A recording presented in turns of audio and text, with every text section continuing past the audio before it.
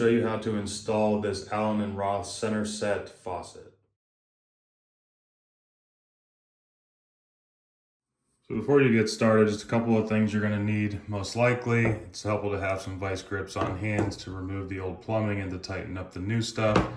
It's helpful to have some supply lines in case you're not able to reuse the existing ones, or if your faucet does not have those included. This one did not. And then you'll need some plumber's putty, and that'll be useful whenever you're putting in the drain that goes in around here whenever you tighten it down to create a watertight seal. So in this video, I wasn't intending to show how to remove the old faucet, more focused on installing the new one, but just to show you quickly, I did already disconnect a lot of this. What you'll need to do is to disconnect these previous supply lines. Those just have a nut here that seals onto the valve. If you just twist that off, you might need those vice grips to do so, and pull that out. Then you'll be able to get that old one out. But you'll also need to take out the existing plumbing, which this one just had an extension tube, and then the P-trap down here that was connected. Those are easy to remove just by unscrewing those nuts. So all that was able to easily pop off. And then your old drain assembly can be removed. Also, to get out that old faucet, you'll need to untighten these assemblies here. It might look a little different depending on the one that you have, but there will be something that's securing that in place. So for mine, I just need a socket wrench here to get that out.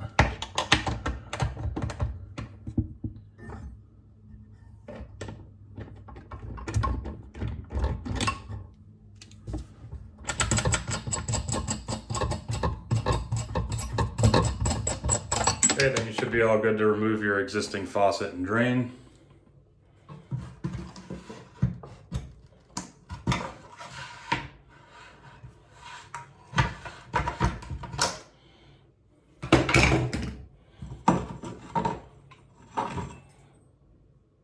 And then while you've got that taken off, you're going to want to do a little bit of cleanup of all that residue and buildup that's been there.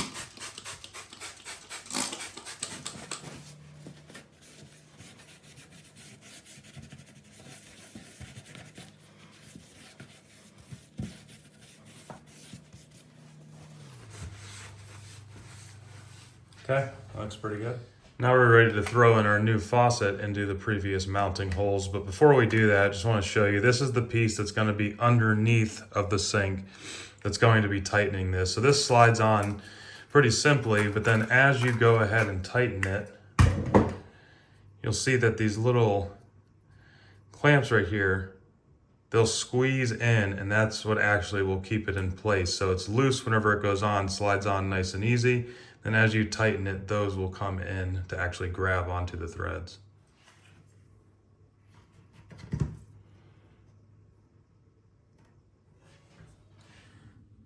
Okay, so now back underneath, we're good to go start putting on those fasteners that are going to hold down the faucet assembly. Again, whenever you push these on, they're going to slide on easily, but to actually tighten them, you have to push so that those will grab onto the threads whenever you get to the top. So you go ahead and push it on. You'll notice that it's just going to spin freely. That's not what you want. So you have to push up while you're threading.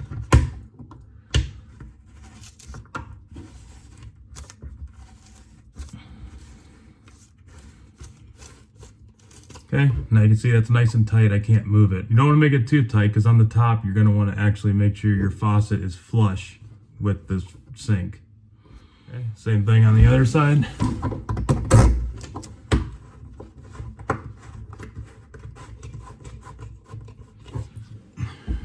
So I didn't tighten that too tight. You can see why. Now that I'm up above, I can see that the sink and the faucet are not properly aligned. So now I can still move that a little bit to get it where it mostly looks pretty square on the sink. And then I'll go underneath and then I'll re-tighten those up a little bit more. And now you're ready to hook up your water supply lines. You got one for the hot, one for the cold. Then you'll need to hook the other ends of those into the valves coming out of the plumbing lines.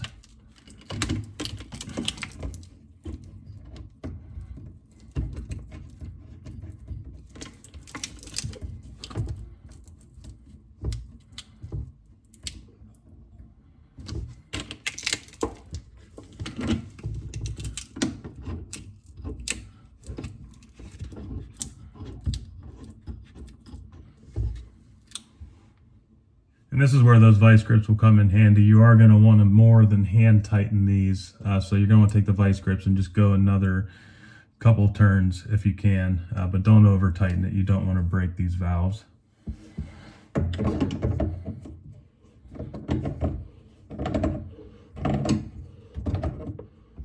Now at this point, you're going to want to make sure the faucet is turned off above, and then you can turn on the water just momentarily. You can hear the water kind of fill in the line just to make sure you have that tightened enough and there's no water kind of dripping out of either of these valves. Then we'll go ahead and turn those back off just to be safe until we're done with the actual install process. Okay, next thing we're going to need to do is start putting in the drain assembly and then reconnect the plumbing. Yours might look a little different, but a lot of them are pretty similar these days. So you just take that bottom piece off along with that gasket, and then this top part will go into the drain from above, and then underneath the sink, this will go in, and that's what will create the seal. Now, in a lot of the newer ones, they have this rubber gasket here, which is instead of the plumber's putty supposed to create that watertight seal. I personally have not had a lot of good luck with these. They tend to raise up the faucet and it leaves just a little bit of water in the bowl, and then it could potentially drip down underneath the sink over time.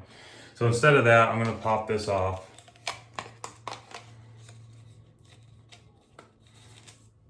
And then I'll end up using kind of the classical plumber's putty around that instead. So the plumber's putty, just go ahead and open that up, and we'll grab a nice ball of that. A lot of this, even though it seems like a lot, is gonna end up getting peeled away anyways, which can be reused in the future, but go ahead and roll that into a snake. This is gonna go around the bottom of your drain assembly where it meets the sink. Okay? Just wrap that around there.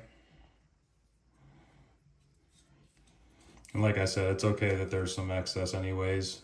It's gonna be more than enough and it'll end up being peeled away. And then you'll just push that down into the drain.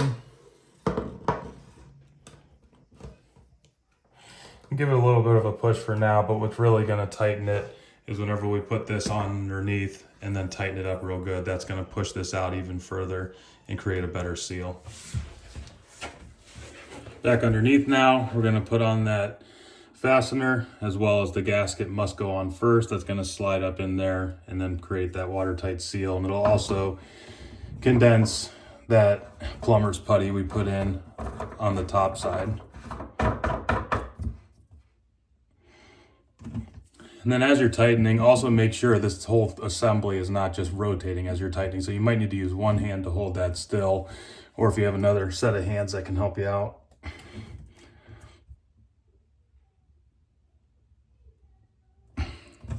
Okay, that should be good. Now here back up top, you can see that plumber's putty really got pushed out like I was mentioning. So this is all that excess. You can just go ahead and peel that away.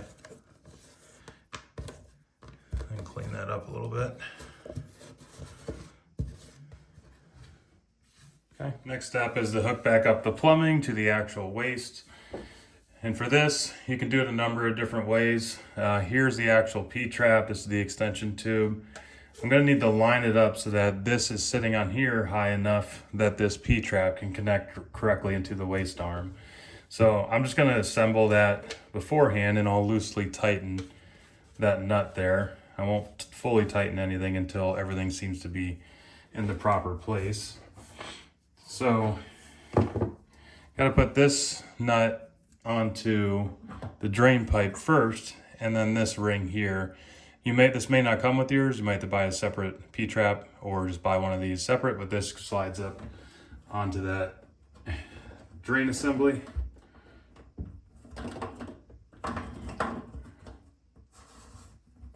Okay, and that holds that up. And then whenever this goes into it, that piece right there is beveled so that it'll create a watertight seal into the extension tube and then also into the P-trap and out the waste arm. Okay, so let's slide that on there, see how it fits.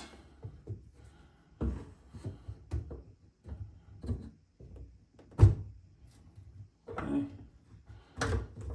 Slide this down, give it a little bit of a tighten, but I don't want to over tighten it at this point. Okay, tighten the P-trap.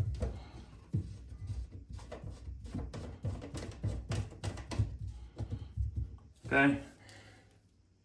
Now everything seems to be fitting pretty well. Then I'll go in and hand tighten all of these connections just to make sure they're pretty solid. But again, you don't want to use vice grips here and over tighten and then snap these nuts.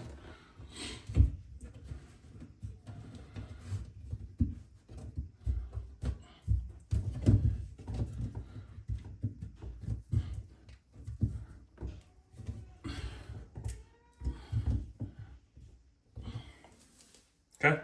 Now we can turn the water back on at the valves, but for this point, we don't yet want to turn on the water at the faucet. There's one more thing you're supposed to do before you do that, just to flush the lines.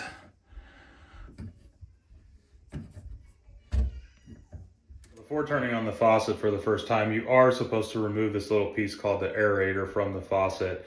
Flush the lines if there's any debris, which could damage the aerator, and then you can actually put the aerator back on. Okay, so we'll go ahead and remove that aerator.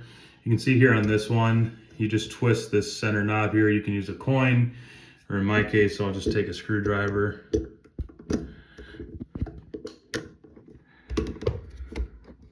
Twist that off.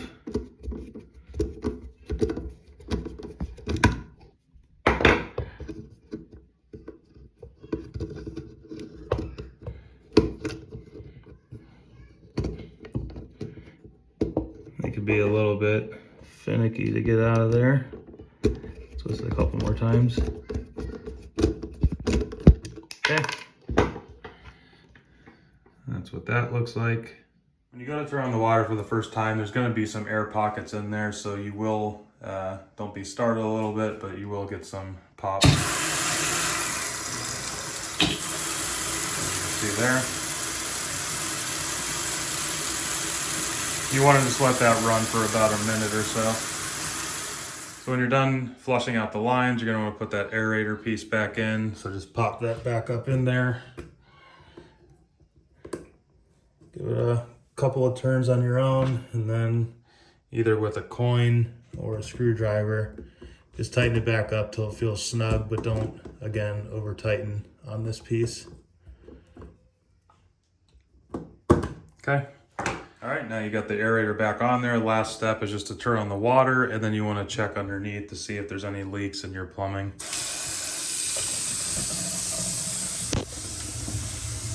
Okay, so you should be checking right here where it meets the sink, where the drain pipe meets the extension tube meets the P-trap, and where the P-trap goes into the waste arm. In my case, I didn't touch this back piece, but you'd also want to check there. Everything feels dry though, so we're all set. So one thing I wanted to call out is I actually ended up installing 2 of these. It was a double sink vanity. The difference between using the plumber's putty and the built-in wax ring, and I'll actually use some food coloring to show what the difference looks like, but because the wax ring does not compress down quite as much, the drain is actually raised up a little bit higher. And then it causes, whenever you're not running water, for that water to kind of just sit in the bowl. And I'll kind of show that with the food coloring, it'll be easier to see. So we'll just run a little bit of water with each of those.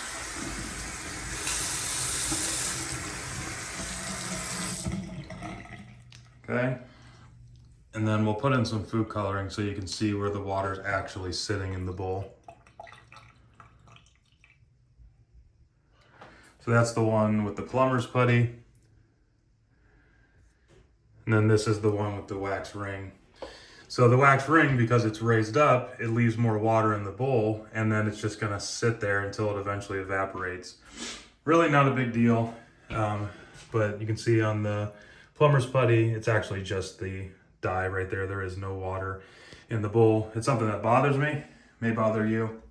But again, just to show you the difference between the wax ring and the plumber's putty. All right, thank you for watching. I hope this video was valuable to you. If it was, please go ahead and give me a like. If you'd like to be notified as more home improvement DIY project videos are uploaded, feel free to go ahead and subscribe. And if you know someone who would get value out of this video, feel free to share with them as well. All right, thank you for watching.